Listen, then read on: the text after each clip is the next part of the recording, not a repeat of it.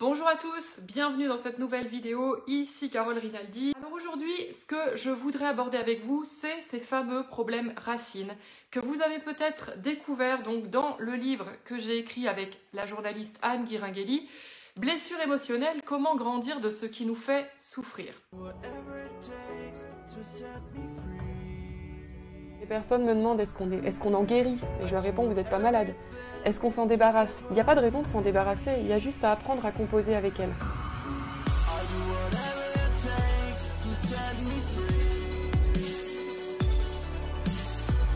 Cet ouvrage, il y a quand même la volonté, quelque part, d'un mieux vivre ensemble. C'est vraiment la raison d'être de mon travail. Vivre une vie qui est beaucoup plus alignée avec ses désirs, plus libre de ses injonctions. C'est travailler sur soi pour mieux s'ouvrir aux autres.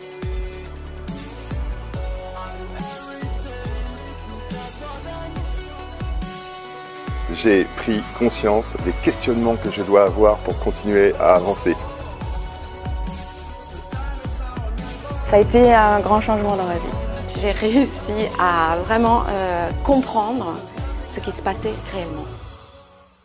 Donc je disais, ces problèmes racines, ce sont derrière les situations émotionnelles qu'on peut vivre, donc des situations qui nous font vivre des émotions de tristesse, de peur, de colère, mais aussi de honte ou de sentiment de culpabilité, de la frustration.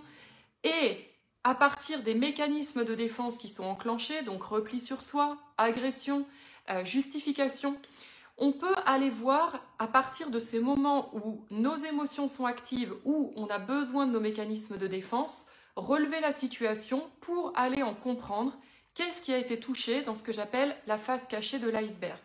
C'est-à-dire qu'il y a toujours l'événement qui se passe à l'extérieur, mais il y a pourquoi on y réagit.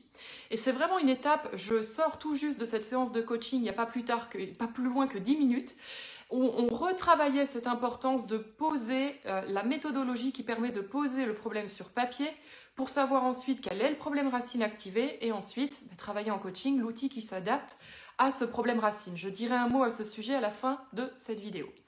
Donc pour vous donner la technique qui va vous permettre déjà d'identifier ces problèmes racines et de savoir à quoi ils correspondent.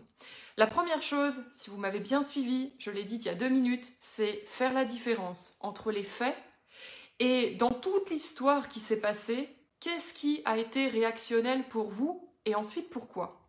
Donc vous pouvez vous y prendre de la manière suivante. Je décris les faits. Les faits, je vous rappelle, c'est neutre, c'est observable par tous. Si vous et moi, on regarde la même situation, on doit voir absolument les mêmes choses. Donc c'est pas l'interprétation qui est, par exemple, une personne, j'ai dit à telle personne que j'étais en vacances et je reçois un appel professionnel alors que j'ai dit que j'étais en vacances. Ça c'est un fait. Maintenant l'histoire, l'interprétation de on ne m'a pas écouté, on est passé outre cette limite que j'ai posée, on ne me respecte pas, tout ça c'est l'interprétation des faits. Donc très important de faire la différence première entre ce qui est neutre, observable et ce qui est à la naissance, à l'origine de nos émotions. Donc vous faites une liste de pourquoi vous réagissez à cette situation concrètement, qu'est-ce qui vous touche dans cette situation. Et c'est une étape tellement importante parce que souvent, ce que j'observe, c'est que les gens passent à la partie stratégique sans avoir pris le temps de vraiment définir en quoi c'est un problème pour eux, ce qui est en train de se passer dans leur environnement extérieur. On ne va pas aller assez en profondeur. Par exemple, pour reprendre ce que je vous ai dit il y a 2 minutes, la personne qui aurait été en congé, qui a le sentiment de ne pas avoir été écoutée, c'est pas ça le problème racine. Le problème racine, c'est en quoi c'est un problème si c'est la vérité et que je n'ai pas été écoutée. Donc il faut creuser jusqu'à tomber sur 4 options, qui sont donc les options qu'on présente dans le livre Blessures émotionnelles, comment grandir de ce qui nous fait souffrir, mon petit. Il y a 4 options possibles qui sont la croyance limitante, la supposition ou le fantasme, la ligne de conduite ou la peur de revivre une blessure émotionnelle. Et je vais davantage les expliquer, comme ça, si vous n'avez pas le livre, vous allez pouvoir les découvrir. Si vous avez le livre, ça va vous permettre de réentendre les notions sous une autre forme. Tout d'abord, la croyance limitante. Donc, quand on a notre interprétation des faits, pourquoi on est touché par rapport à ce qui se passe, qu'est-ce qui nous dérange, on peut se demander, observer ce qu'on a écrit et aller regarder si derrière ce qu'on a écrit, il y a une croyance limitante qui est touchée. Ça veut dire, est-ce que par rapport à mon interprétation des faits, Ça vient valider quelque chose que je crois déjà vrai à mon sujet. Par exemple, je n'ai pas de valeur, je suis inexistante, je suis transparente, je ne suis pas légitime. Ça, ce sont les croyances qu'on tient déjà pour vraies à notre sujet, qui sont là avant que la situation arrive, et nous avons comme un filtre devant les yeux qui vient piocher dans la situation externe des moyens de donner à manger à notre croyance limitante, à la continuer à la faire tenir pour vraie et continuer à l'alimenter. Donc, important, première chose, de regarder, une fois que vous avez vraiment posé l'interprétation des faits, je regarde, est-ce que dans cette interprétation se cache une croyance limitante? Le deuxième problème racine que vous pouvez rencontrer, et celui-là il est très très très fréquent, si c'est pas quasiment tout le temps, c'est le fantasme ou la supposition. Qu'est-ce que c'est que ce machin-là? Ce machin-là, c'est quand on vit un événement qu'on accueille de manière désagréable, c'est-à-dire qui nous procure un ressenti désagréable, quelle que soit l'émotion associée, eh bien c'est qu'il y a une partie de nous qui, par rapport à cet état désagréable, croit déjà que ce serait mieux de ne pas vivre cet événement, que ce serait mieux si ça se passait autrement.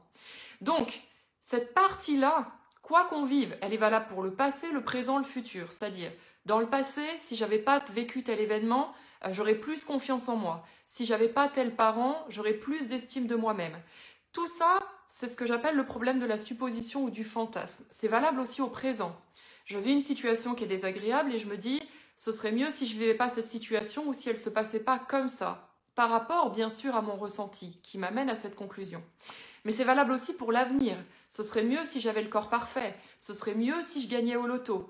Tout ça, ce sont des suppositions, des fantasmes qui ne nous montrent que les inconvénients de ce qu'on est en train de vivre par rapport à notre perception et qu'on est en train de perdre du temps et de l'énergie avec des scénarios qu'on n'a pas vécus mais qu'on pense qu'ils seraient forcément mieux. Donc là encore, il y a une méthode pour travailler ce problème racine.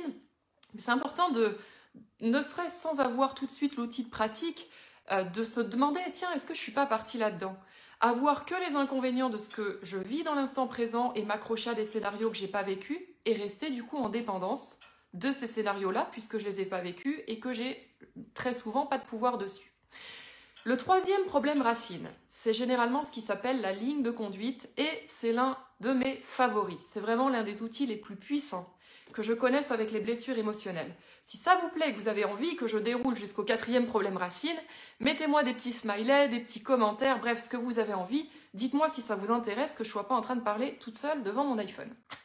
Donc, la ligne de conduite, eh bien, c'est ce qui découle de nos croyances limitantes et du souvenir de nos blessures. C'est-à-dire, si on craint une blessure émotionnelle, eh bien, pour s'éviter de la revivre de manière plus ou moins consciente, on adopte une ligne de conduite de ce qu'on doit être, faire, avoir pour être aimé, qui implique une ligne de conduite de ce qu'on ne doit pas être, ce qu'on ne doit pas faire et ce qu'on ne doit pas avoir, tout simplement pour s'éviter de revivre la blessure émotionnelle.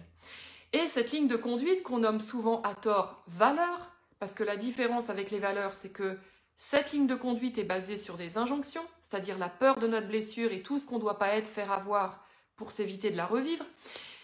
Et bien cette ligne de conduite, elle génère des attentes vis-à-vis des autres, elle génère de la pression, elle génère un contrôle de soi-même et forcément, si on est en interaction avec quelqu'un qui n'a pas la même ligne de conduite ou bien qui est très à l'aise avec des choses sur lesquelles on se met un grand interdit, à votre avis, on le vit comment? Est-ce qu'on est dans la joie et dans la légèreté? Dites-moi. Merci en tout cas pour vos commentaires. Bien évidemment, c'est normal. Plus, c'est même proportionnel, plus tu as de la pression, de l'interdit, de la lutte, des condamnations sur des choses qui te dérangent dans ta ligne de conduite, plus quand tu as quelqu'un qui le vit très bien, par effet miroir, on le vit mal. Donc là encore, entre ce qui se passe et quelle est ma ligne de conduite, précieux d'en prendre conscience. Parce que cette ligne de conduite, elle génère dans cette situation de l'inconfort, de la résistance, des émotions, mais pas seulement. Ça veut dire aussi que tous les jours, je me contrôle, je fais des sacrifices à être moi-même. Parce que ça veut dire qu'il y a un amour-appréciation. Je crois que je dois être d'une certaine manière, faire et avoir d'une certaine manière pour être aimé. Donc je me conforme. Donc il y a des choses auxquelles je ne me donne pas des permissions, il y a des espaces de ma vie où je ne m'aime pas. Heureusement que l'interaction avec l'autre nous permet de prendre conscience de ça. Non pas parce qu'on va changer l'autre. C'est là où je vous disais tout à l'heure qu'on arrête avec ce qui ne nous appartient pas et on se recentre sur qu'est-ce que j'ai à apprendre de ça et comment ça me permet de nourrir une meilleure connaissance de moi-même, un plus grand amour et respect, qui fait que quand j'ouvre les yeux là-dessus, comment vous voulez que je sois en résistance avec celui qui vient m'amener à découvrir ça sur moi? C'est en ça que je dis que l'approche des blessures émotionnelles est pour moi le plus bel outil que je connaisse en matière de connaissance de soi et d'ouverture aux autres. Et puis le dernier problème racine, enfin, eh bien, c'est la peur de revivre une blessure émotionnelle. Parce que cette peur, un peu à l'image de la ligne de conduite, eh bien, elle va nous amener à faire des choix orientés de qu'est-ce qui pourrait m'éviter de revivre la blessure, et donc des choix par rapport à notre expérience passée. Parce que concrètement, qu'est-ce qui me dit que je vais vivre ou pas une blessure? C'est mon expérience, c'est ce que je connais, c'est ce que je sais. Ce que je connais, mon expérience et ce que je sais, ça appartient au passé. Donc ce problème racine de la peur de revivre une blessure fait qu'on construit notre instant présent par rapport à ce qu'on connaît du passé. Et bien souvent, c'est le meilleur moyen de s'attirer de revivre une blessure. Quand on a peur, on ne fait pas les choix qui sont alignés avec nous-mêmes, ça génère de la pression, des attentes, un besoin certainement de reconnaissance, et au bout d'un moment, c'est un jeu de pouvoir qui fait que ça pète. Soit nos attentes ne sont pas reconnues, soit il y a trop de pression dans la relation et on s'attire de revivre ce qu'on ne voulait pas vivre, le schmilblick. Donc, ces 4 problèmes racines, vous pouvez les observer, je le répète, à partir déjà de votre interprétation des faits.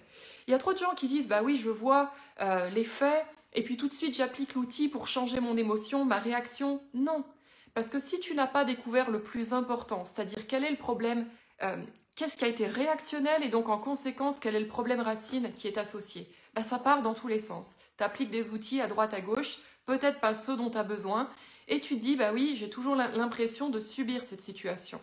Non, vraiment passer du temps sur les faits et la deuxième étape, en quoi c'est réactionnel pour moi. Alors, Kenny, tu me dis, la deuxième et la quatrième ne sont pas un peu les mêmes. Alors, il faut déjà que je me rappelle quel était le deuxième et la quatrième. La quatrième, j'ai dit que c'était la peur de revivre une blessure émotionnelle, et la deuxième, je pense que c'était le fantasme. Non, c'est pas tout à fait les mêmes. Sur le quatrième, donc la peur de revivre une blessure émotionnelle, on est vraiment dans le scénario catastrophe. Donc c'est top que tu me poses la question parce que ça va me permettre de pousser un peu plus loin ce quatrième point. La peur de revivre une blessure émotionnelle, c'est pas que les choix qu'on fait dans l'instant présent sous influence de la peur. Tu as raison, si on les fait de cette manière-là, c'est aussi pour s'éviter des inconvénients. Donc en ça, je te rejoins. Par contre, c'est surtout que on est dans, si je revis ma blessure émotionnelle, j'ai tout un scénario catastrophe, c'est-à-dire que pour celles et ceux qui connaissent bien la blessure d'abandon, est-ce qu'on n'est pas loin de se voir un jour de pluie, derrière la fenêtre, gris, avec un chat, en train de pleurer, la flotte qui coule sur la vitre, et on est là, avec une bougie, à la lueur d'une bougie, tu vois. Ça, c'est le scénario catastrophe, c'est-à-dire si je revis ma blessure émotionnelle, ça va être le drame et avoir les émotions qui sont liées à ça qui te poussent dans l'instant présent à faire plus le choix de la peur que de ce qui est aligné avec tes valeurs. Donc merci vraiment Kenny parce que sans toi j'aurais oublié de pousser ce point-là et de le préciser comme ça. J'espère que ça répond à ta question et que tu vois mieux la différence. Je vous invite vraiment, si vous voulez creuser ces points-là, il y a plein d'exemples dans le livre. Je l'ai écrit, alors bien sûr, c'est une manière d'en faire la promo, mais en même temps, je l'ai écrit pour qu'il serve. Je l'ai écrit pour qu'il soit diffusé au plus grand nombre de personnes parce que je connais la valeur qu'il y a dedans et je crois tellement. Ce matin, j'ai encore une cliente qui m'a donné un exemple de transformation en 3 mois de ce qu'elle en fait et je suis juste bluffée. C'est dingue, c'est magique, c'est magnifique de voir quelqu'un reprendre son pouvoir. Moi, je me lève pour ça, je vibre pour ça. Donc, également, si vous voulez plus travailler sur les outils de coaching, c'est-à-dire que vous êtes déjà à l'aise à faire interprétation des faits et à savoir quel est le problème racine qui est actif. Ça, on peut le travailler ensuite en coaching. Mais est-ce que vous comprenez déjà la difficulté pour laquelle c'est pas des trucs que je balance sur le web à n'importe qui comme ça.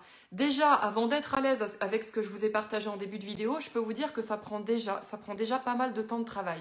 Et il faut avoir des feedbacks pour savoir si on est dans le juste ou si on est juste allé voir ce qui est acceptable à notre conscience. Avec les blessures émotionnelles, c'est toujours ça, hein. C'est pas des choses qu'on a forcément envie d'avoir sous le nez. Donc, on va souvent vers ce qui est acceptable pour nous.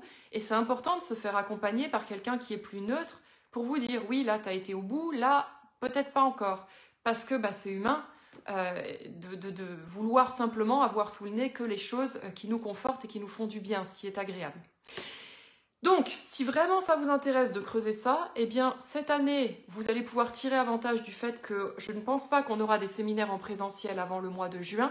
On a créé donc avec mon équipe 4 ateliers, 4 modules. Comme il y a 4 problèmes racines, eh bien on fait 4 modules en direct qui vont se passer dans un mois, 6, 7, 20 et 21 février, où chaque date correspond à un problème racine. Donc je crois que le premier c'est la croyance limitante. Bref, tout ce que je vous ai donné, on va prendre un créneau horaire, donc il y a un créneau le matin, un créneau l'après-midi, pour laisser la possibilité en ligne d'être en direct avec moi le plus grand nombre de personnes dans le monde qui le souhaitent, c'est-à-dire en fonction de votre décalage horaire. On a déjà la Nouvelle-Zélande, je sais qu'il y aura déjà des personnes d'Europe, il y aura des personnes de la France bien sûr également. Et on va tous se retrouver autour d'outils pratiques, c'est-à-dire que c'est pas un contenu théorique que je vais vous balancer, ça vous l'avez dans le livre. Ce qu'on va faire, c'est que je vais vous demander pour chaque préparation de module d'aller me chercher ce qui est réactionnel et qui pourrait s'apparenter à une croyance limitante, ce qui est réactionnel et qui pourrait s'apparenter à la ligne de conduite. Vous allez avoir et le support théorique, mais ce qu'on va bosser dans les ateliers, c'est concrètement quelle situation de ma vie, à quelle situation ça s'applique, pour qu'à la fin de l'atelier, vous ayez une méthodologie qui puisse vous permettre en auto-coaching de savoir utiliser ça. Je pense que s'il y a bien une chose que les gens qui travaillent avec moi savent, c'est que je ne veux pas des gens en dépendance de mes outils. Je m'applique le plus possible, non pas à les faire parler des situations qu'ils vivent, bien que ça en fait partie, mais surtout à leur transmettre de comment ils vont plus avoir besoin de moi à l'avenir. Voilà. Donc, si cette vidéo vous a plu, n'hésitez pas à la partager. Si vous avez envie de nous rejoindre sur l'atelier, il reste encore...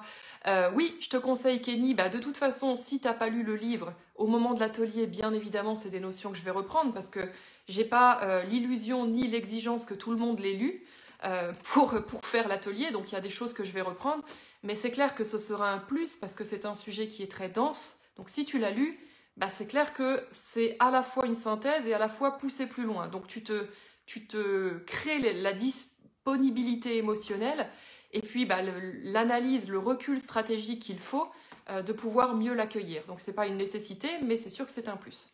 Donc, si vous voulez y participer, je vous disais, vous pouvez contacter Elodie sur latelébienveillante@gmail.com. Elle vous enverra, si vous ne l'avez pas vu, le programme qui est d'ailleurs sur Facebook, sur Instagram, sur notre site. Ça se passe donc les 6, 7, 20, 21 février.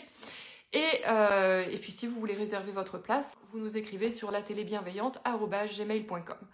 Partagez cette vidéo si elle vous a plu. N'hésitez pas à me dire, si vous le savez, lequel des 4 problèmes racines vous concerne le plus en commentaire. Moi, ça me permet de voir, parmi l'audience, avec lequel vous avez peut-être le plus de résistance et également d'adapter mon contenu. Voilà, je vous souhaite à tous une excellente journée et je vous retrouve très prochainement pour d'autres directs. Merci à vous de m'avoir suivi. Bye bye.